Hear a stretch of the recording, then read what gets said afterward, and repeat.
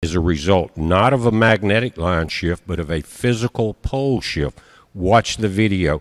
They're talking about the reasons that Africa and Sudan and all those areas are getting flooded. They're not supposed to have this much rain. We've been watching it all year. China, everybody getting flooded out.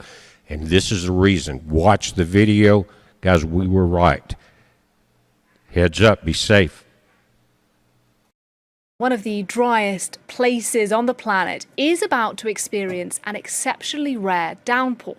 The Sahara Desert is expected to see record amounts of rain in the next 2 weeks, with some areas of the parched desert set to receive 5 times their average rainfall for August and for September. And that could trigger flooding elsewhere in North Africa. I'm joined on the set to hear more about this by our environment editor, Valerie de Camp. And Valerie, first of all, this certainly sounds unusual. Tell us why this is happening.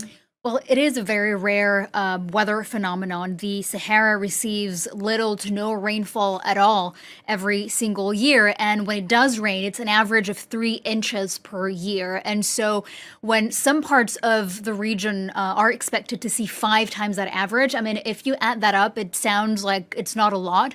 But in some parts, it could be years worth of rain in just a couple of days. So multiple rounds of showers and thunderstorms expected in places like Mali, Chad, Libya, Niger, Sudan, and Morocco. And so I have this map here of the Sahara Desert is what you see in yellow.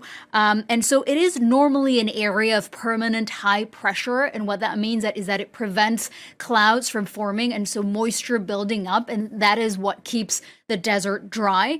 And it sits right above this red line that you can see there. It's called the Intertropical Convergence Zone. And this area is actually very humid across this red line, very prone to heavy rain. And so usually areas characterized by very lush vegetation. And so what's happening now with this unusual weather pattern is that that zone, that red line, is actually moving north. As that moves north, it's actually bringing rain to areas where usually you don't see rain at all. So we know that that convergence zone is actually moving 152 miles further north into the Sahara, and air over North Africa is now holding 3 to 4 times more moisture than usual, causing rainfall. And might this cause problems, Valerie, far beyond the Sahara itself? Well, I mean, if you think rain over parched land, you know, that doesn't have to be a bad thing. Well, actually, it could bring pockets of flooding to places like Chad, Libya, Niger, and Algeria. And that is because sand dunes are not able to hold excess runoff.